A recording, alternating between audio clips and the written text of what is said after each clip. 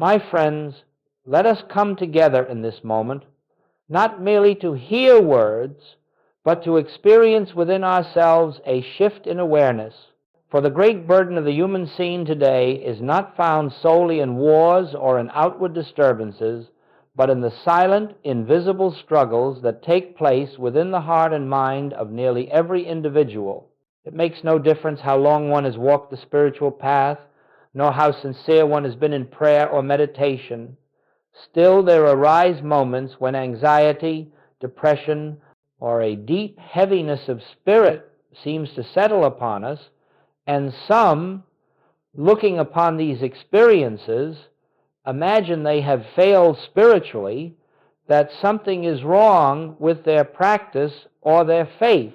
But I would like you to understand from the very beginning that these states are not personal failures, nor are they signs of weakness. They are simply the universal beliefs of the human mind, pressing themselves upon consciousness, seeking acceptance. You see, we have lived for centuries with the notion that our emotional states originate within ourselves, that they have something to do with our character, our worth, or our spiritual maturity. Yet this is one of the greatest misunderstandings of the spiritual life. The fear you feel is not your fear. The sadness you experience is not your sadness. These are the impersonal suggestions of the collective human mentality, and the moment you begin to see them in that light, a great weight lifts from your shoulders. For you realize that you are not responsible for what the human thought world presents to you.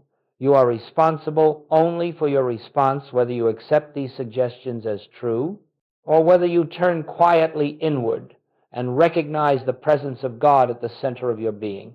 Now, let us set the purpose of our time together.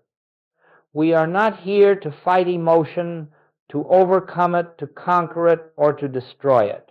We are here to rise above the mental atmosphere in which these conditions appear. We are here to discover that peace is not something we manufacture by effort, but something revealed when we become still enough to sense the kingdom of God already present within us. And as we proceed, I ask you not to struggle with the concepts, nor to try to force any experience, but simply to listen with the inner ear. Let whatever truth is meant for you make itself known. For truth revealed is truth that acts, truth that heals, truth that dissolves the clouds of fear and reveals the light that has never been absent from your being. And so we begin with this assurance. There is a peace already established within you. There is a presence that has never wavered, never faltered, never left you for a single moment. Anxiety may come as a shadow, depression as a passing fog, but neither has the power to touch the divine center of your being. When we learn to rest in that center, even for a moment, the false sense begins to break, and the true light begins to shine. Now let us continue. For it is essential that we clear away one of the most persistent misunderstandings on the spiritual path. Many earnest students come to me and say, "Joel, I have meditated, I have prayed, I have studied the truth. Why then do I still feel fear? Why does anxiety arise? Why does the shadow of depression still cross my path?" And my answer has always been the same. Because you are still expecting the human mind to be something it can never be. The human mind, the natural mind, was never endowed with peace. It was never created to be the instrument of spiritual realization. It is merely an avenue through which thoughts pass, some pleasant, some troubling, some inspired, some disturbing. And when you judge your spiritual progress by the condition of the human mind, you are measuring the infinite by the most limited instrument available. You are attempting to gauge the ocean by looking at a single wave. You see, the mistake lies in identifying yourself with the activity of the mind. When a fearful thought arises, you say, "I am afraid." When a heavy feeling emerges, you say, "I am depressed." But this is not the truth. These experiences occur within the human mentality. But the human mentality is not yourself. You are not the mind. You are the awareness that beholds the mind. And as long as you attempt to purify, strengthen, or perfect the human mind, you will remain entangled in its fluctuations because you have not yet recognized your true identity. Let me say this as plainly as I know how. The spiritual path is not the improvement of the human self, but the discovery of the self that has always been perfect. This is why spiritual people sometimes suffer more acutely than others. They are still trying to use truth as a mental tool, still trying to apply principles to the human mind, still trying to make the mind peaceful, harmonious, or joyful. And yet the mind, by its very nature, is incapable of sustained peace. Peace comes only from the realization of the presence at the center of your being, not from the manipulation of mental states. The human mind says, I must get rid of this fear. But the spiritual consciousness says, this fear is not mine. It is an appearance without substance. The human mind says, why am I still struggling? But the spiritual consciousness says, the struggle belongs to the human sense of life, not to my true being. Do you see? You are not failing. You are awakening. And part of awakening is the recognition that suffering continues only as long as we look to the human mind for comfort or guidance. The moment you turn within, not to improve the mind, but to rise above it, you begin to taste a peace that does not depend on thoughts, emotions, or circumstances. So let us lay aside this burden of self-condemnation. Let us cease measuring our spiritual maturity by the movement of thought or mood. Your spiritual identity has never been touched by anxiety. It has never been dimmed by depression. These are experiences of the outer self, the finite self, the self of appearances, not the self that lives in God and as God's expression. Remember this, your suffering persists only when you try to heal the person you think you are instead of awakening to the presence you truly are. When this distinction becomes clear, half the battle is won. When it becomes a living realization, the battle disappears entirely. Let us go deeper now, for the next principle is one upon which much of your freedom rests. It may appear simple at first, but if you truly understand it, if it becomes more than a concept, your entire relationship to fear, anxiety, and depression will change.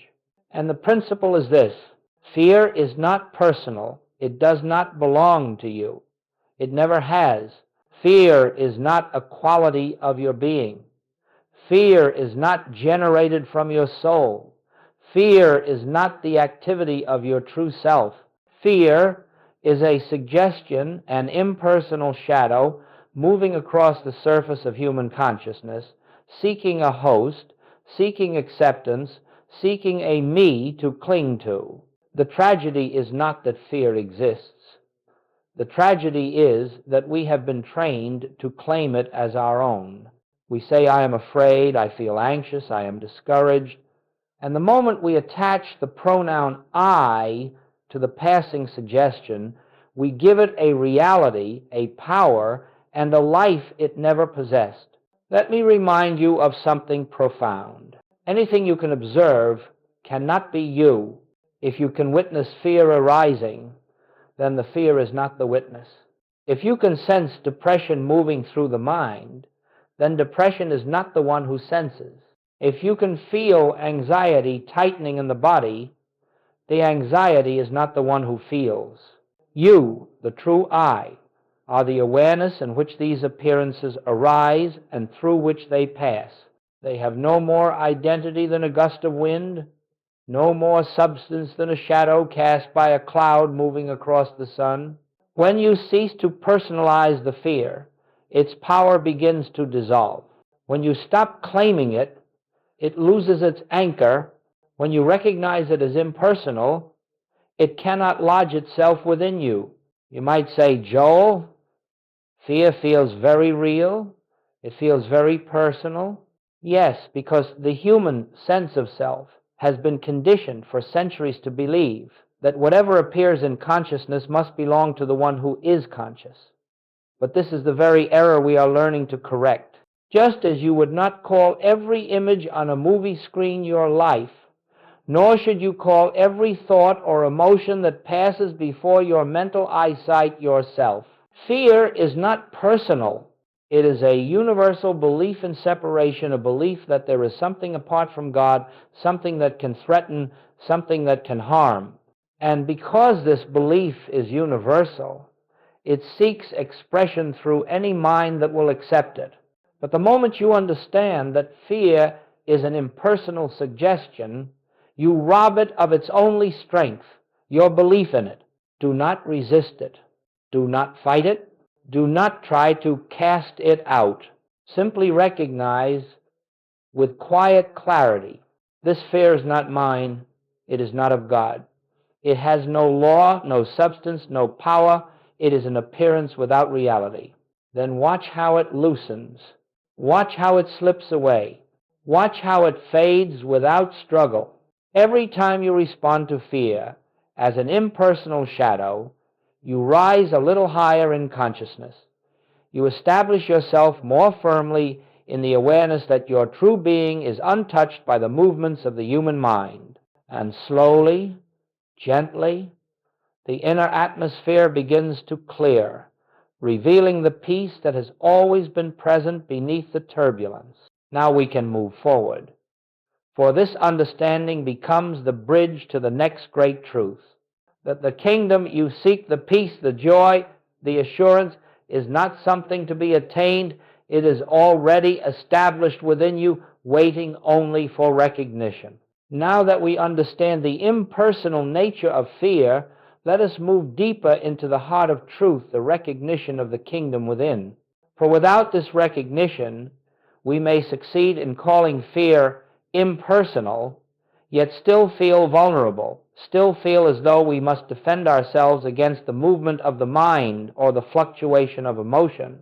But once the kingdom is understood not as a distant hope, not as a future attainment, not as a reward for spiritual effort, but as the very center of your being, you discover a peace that transcends anything the human mind has ever known.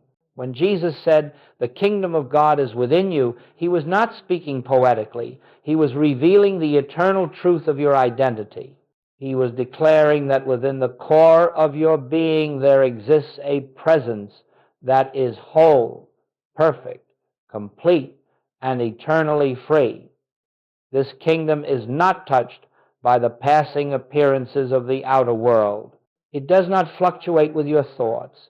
It does not rise and fall with your emotions. Now that we understand the impersonal nature of fear, let us move deeper into the heart of truth, the recognition of the kingdom within.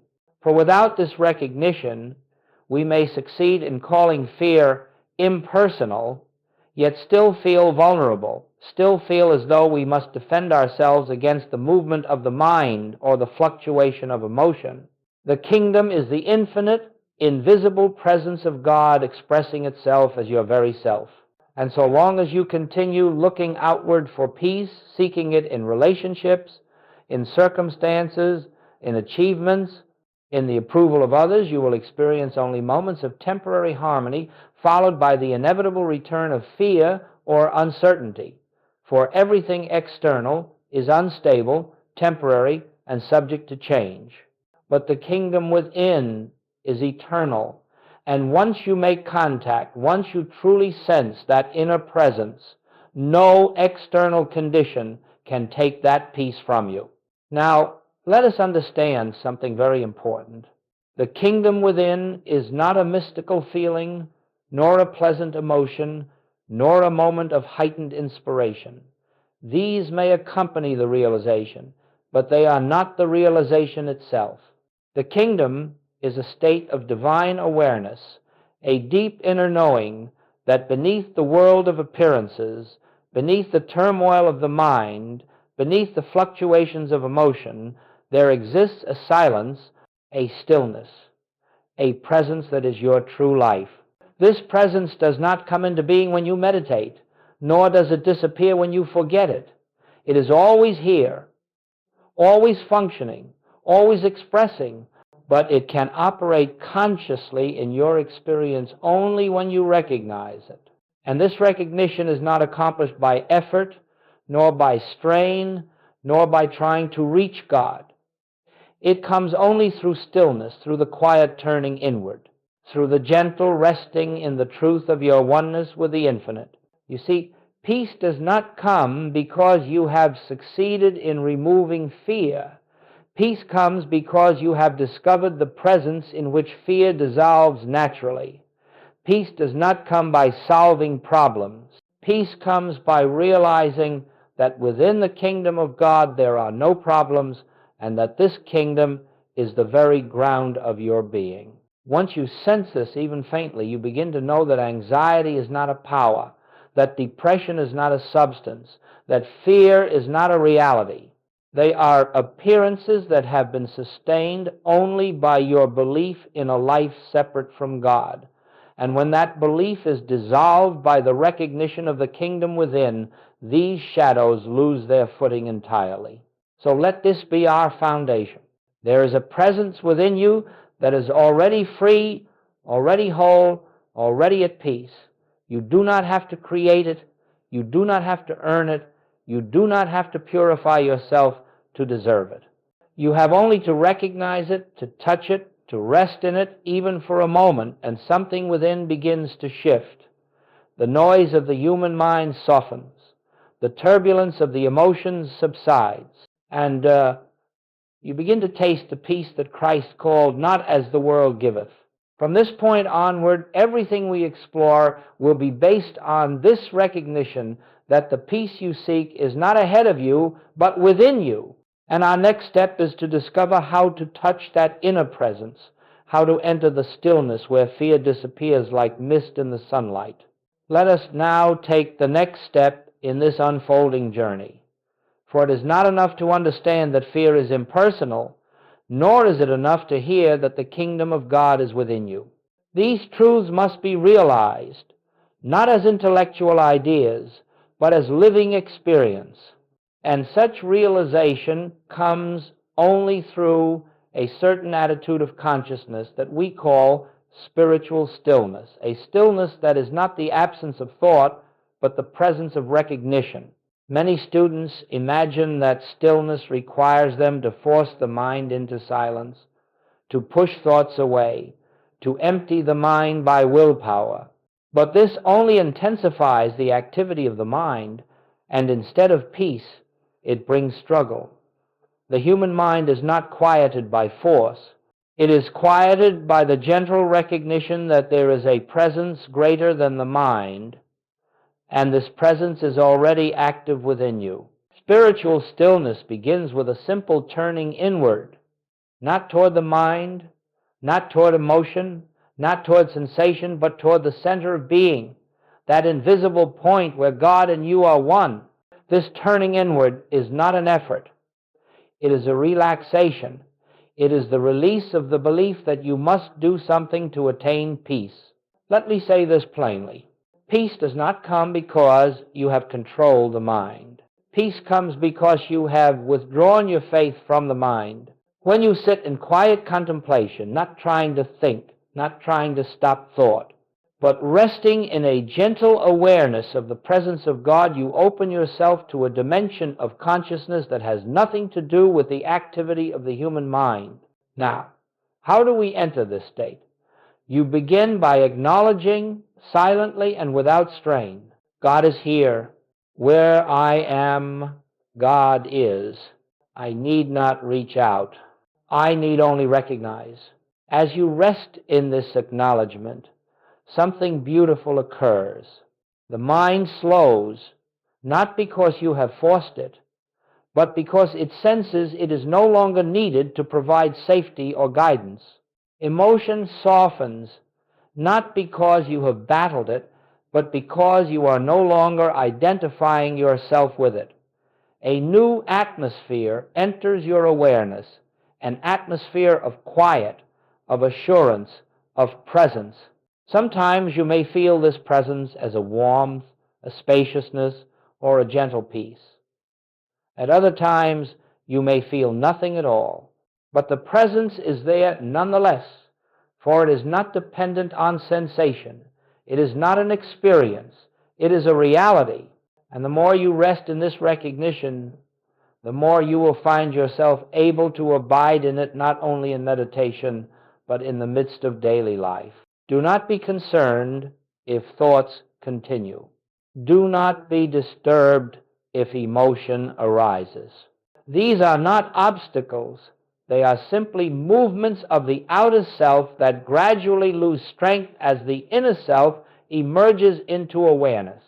The purpose of our stillness is not to silence the mind, but to shift the seat of identity from the mind to the spirit. In this stillness, you will discover that fear cannot remain, anxiety cannot survive, depression cannot anchor itself, for these conditions belong to the human sense of separation, and in stillness, separation dissolves. In stillness, you come into the realization that I and the Father are one, and in that oneness there is no fear, for there is no other to fear and no lack to grieve. This is the practice. This is the way, not effort, but recognition, not striving, but resting in the truth of being. As you cultivate this inner turning day by day, you will find that moments of stillness become longer, deeper, more natural. You begin to sense the presence not only in meditation, but in conversation, in work, in silence, in movement. You realize that God is not an experience to be attained, but a reality to be recognized. Do not be concerned if thoughts continue. Do not be disturbed if emotion arises. These are not obstacles. They are simply movements of the outer self that gradually lose strength as the inner self emerges into awareness. The purpose of our stillness is not to silence the mind, but to shift the seat of identity from the mind to the spirit. Let us now move into a truth that marks a profound turning point in the spiritual life, a truth that separates those who remain imprisoned in emotional struggle from those who rise above the turbulence of the human condition. And the truth is this: you are not here to fight emotion. You are here to witness truth. As long as you continue battling anxiety, resisting depression, or striving to silence fear, you remain engaged on the level of the very mind that produced these conditions. The moment you wrestle with emotion, you grant it power. The moment you resist fear, you affirm its reality. The moment you attempt to overcome depression, you strengthen its position by accepting it as something that must be conquered. But the spiritual life does not ask you to fight shadows. It asks you to turn toward the light. The shift that must take place, the great and liberating shift, is from reacting to emotion to simply witnessing it, from personalizing feeling to recognizing its impersonal nature, from striving to change the outer atmosphere to resting in the truth of your inner being. Let me illustrate this for you. When fear arises, the human mind instantly contracts. It says, I must escape this. I must push it away. I must protect myself. And in that very moment, the fear is accepted as a power, as a presence, as something that has authority. But the spiritual consciousness says, this is not my fear. This is nothing but a suggestion. Let me remain still and let truth reveal itself. You see the difference? One response strengthens the fear. The other dissolves it. Likewise, when sadness or heaviness appears, the human sense says, why is this happening to me? It personalizes the emotion. It wraps identity around the appearance. But the spiritual consciousness gently observes, this too is not mine. This is a passing shadow. Let me rest in the presence that remains untouched. In this shift from fighting to witnessing, a remarkable liberation takes place. The moment you stop struggling with emotional states, they lose the very fuel that sustains them. Like fire deprived of oxygen, they begin to fade. You are not required to fix emotion. You are not required to manage it. You are not required to improve it. Your only task is to stand still in the truth that your being is spiritual, invisible, indestructible, and eternally one with God. Now, you may ask, Joel, does this mean I should ignore my feelings or pretend they are not there? Oh, no, my friends. We do not deny emotion. We deny its power. We do not suppress it. We refuse to claim it. We do not resist it. We see through it. And we do so by anchoring ourselves in the inner realization that the presence of God is the only reality of our being. As you continue to witness rather than fight, a new clarity arises.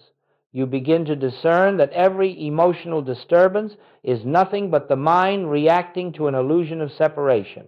When you stop reacting and simply rest in the awareness of oneness, the illusion dissolves. This is the great shift from the noise of the human mind to the silence of the divine presence, from struggling with shadows to beholding truth, from attempting to change appearances to abiding in the reality that never changes.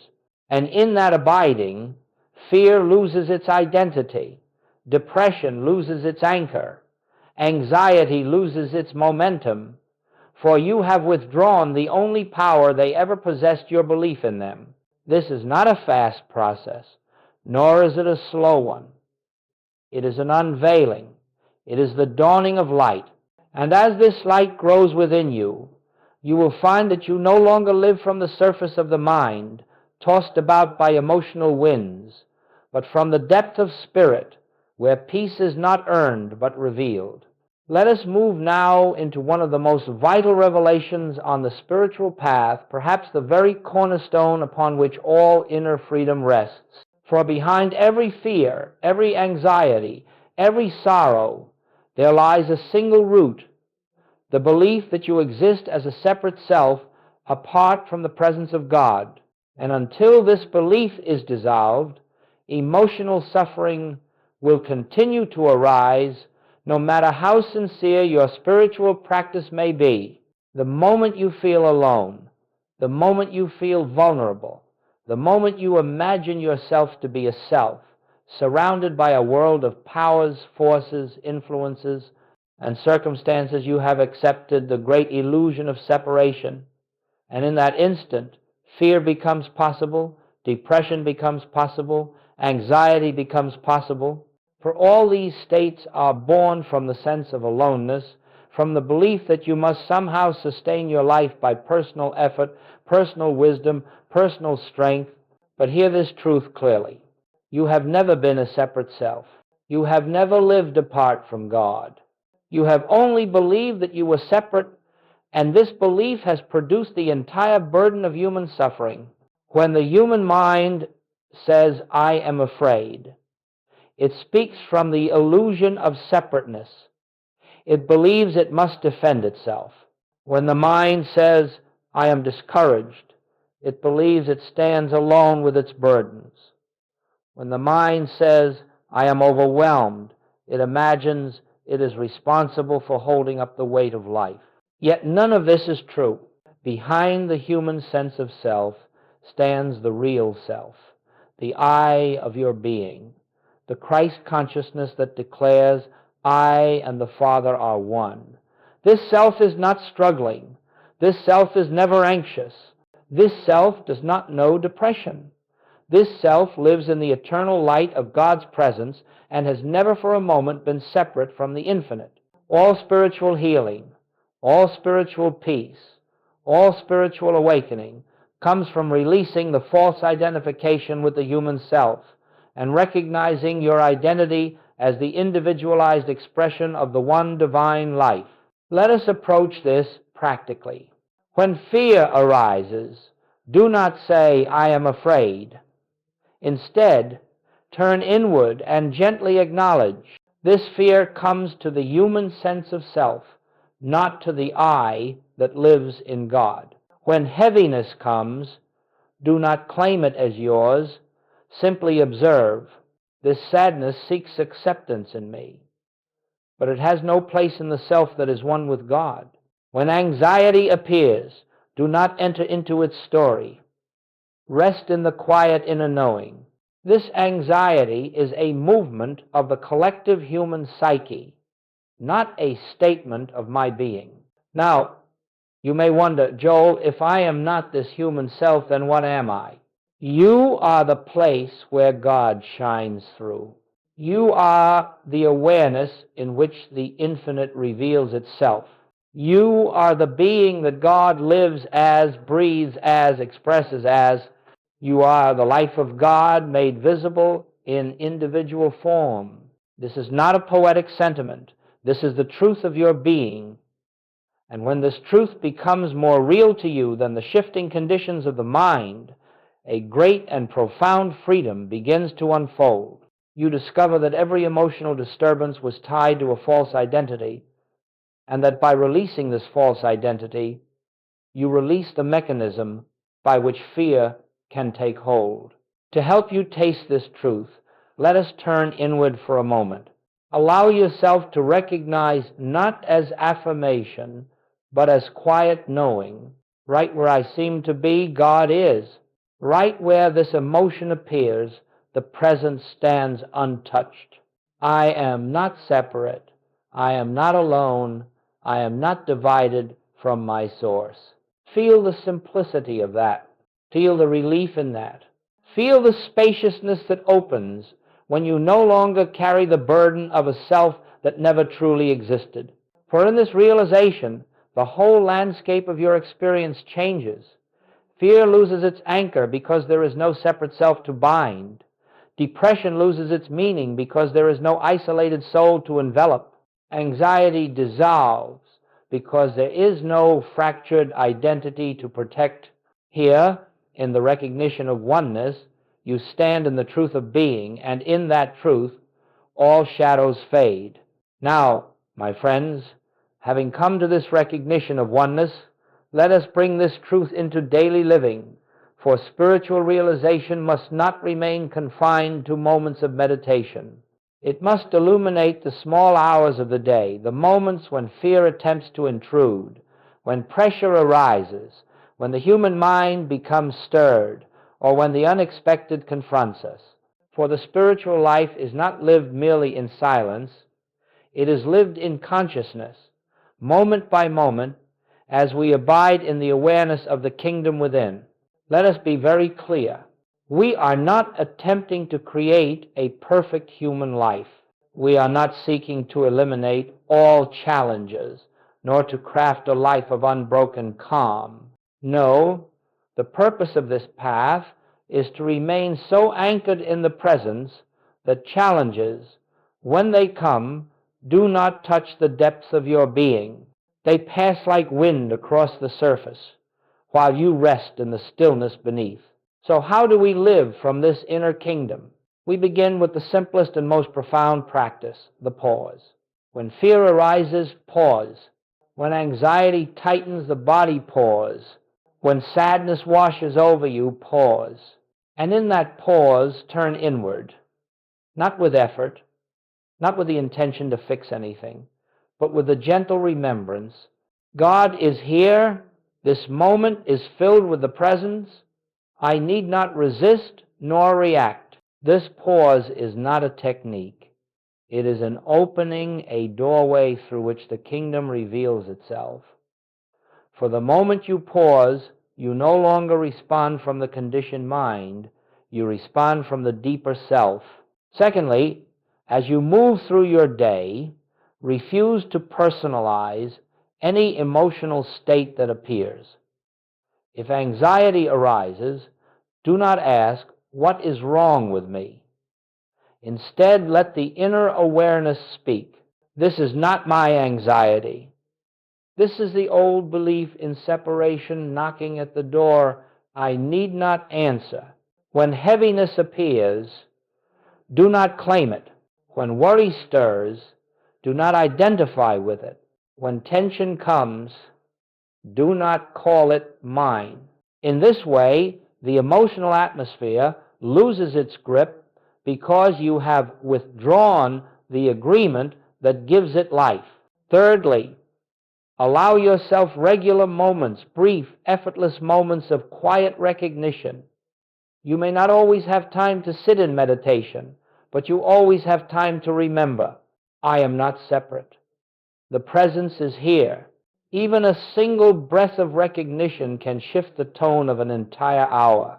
Fourth, as you go about your tasks, speaking, working, listening, remind yourself that you are not the one doing these things by personal power. Behind your actions stands the infinite. Behind your words moves the Spirit. Behind your thoughts flows a deeper intelligence. As this awareness grows, you discover that burdens lighten, decisions become clearer, and life moves with greater harmony, not because you are controlling it, but because you are no longer attempting to live life as a separate self. Finally, when you face difficulties, and they may come, do not fall into the old habit of panic or self-blame. Simply turn within and rest in the inner assurance, the presence that lives as me is already here. The wisdom needed is already here. The solution already exists within the kingdom. I need only be still enough to recognize it. And as you continue in this way, pausing, recognizing, refusing to personalize, and gently resting in awareness, you will notice that something begins to change. You will find that emotional states that once gripped you fiercely now pass more quickly, more lightly. You will sense a background of peace that was not there before. You will experience a deeper stillness that accompanies you even in activity. This is not the result of practice in the human sense.